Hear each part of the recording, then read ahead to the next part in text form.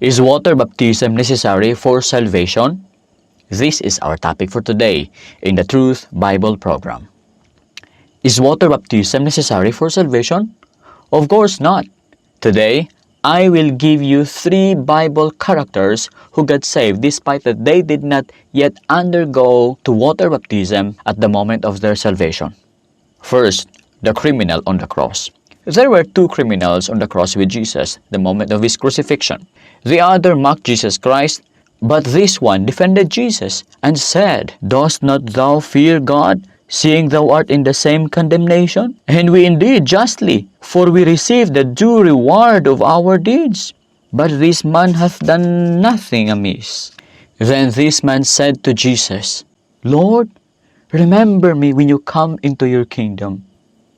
And Jesus said to him, "Assuredly, I say to you, today you will be with me in paradise."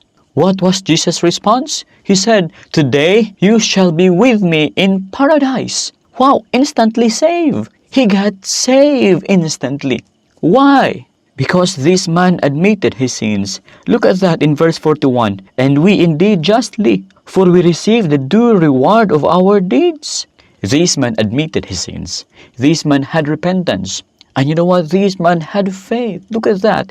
In verse 42, he said, "Lord, remember me when you come into your kingdom." And because Jesus saw his repentance and his faith, directly and instantly he said, "Assuredly, today you shall be with me in paradise."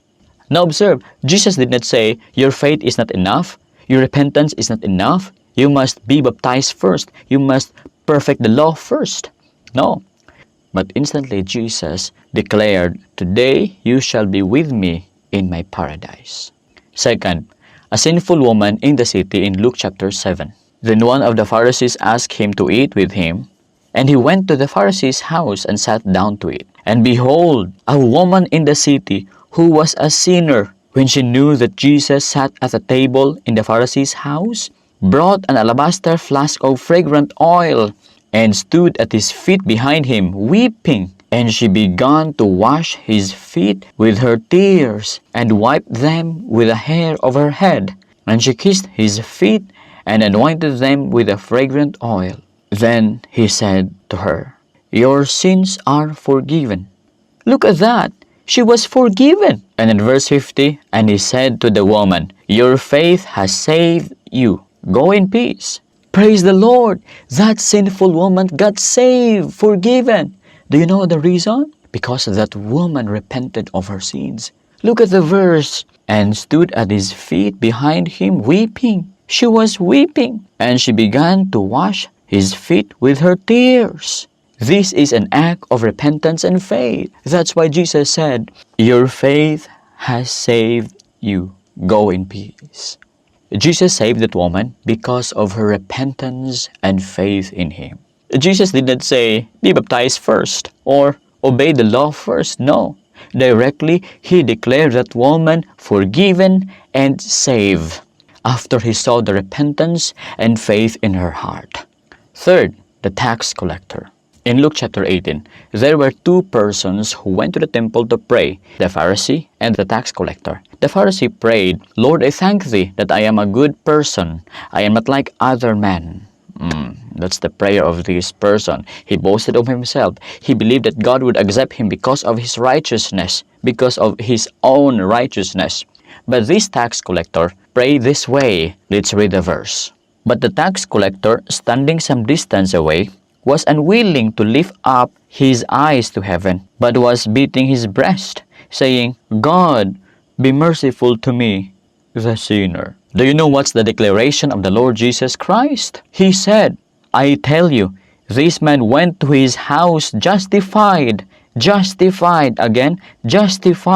rather than the other. For everyone who exalts himself will be humbled, but he who humbles himself will be exalted." That tax collector got saved. God declared him righteous rather than the other. Do you know the reason? Because that man humbled himself. He admitted that he is sinful. He needed God's mercy. He was repentant. He said, "God, have mercy on me, a sinner." And of course, this man also has faith in him. Look at that. He said, God, have mercy on me, a sinner. He asked God's mercy. That's why God saved him. He was repentant and he believed in God to save him. He asked God's mercy. Observe, this man did not participate in water baptism, and of course, failed to obey the law. Yet because he repented of his sins, he humbled himself, and he had faith in God, God saved him. Now, if you look at the three stories, the robber, that sinful woman in the city, and this tax collector got saved despite that they were sinful people. The reason? Because they repented of their sins and they believe in God to save them. If you want to get saved, do what they did. Believe in God and repent of your sins, but do not add into it. Jesus did not require these persons to be baptized first. No. Jesus did not require them to perfect the law, to complete the law. No. But when Jesus saw that repentance in their heart and faith in their heart, Jesus saved them.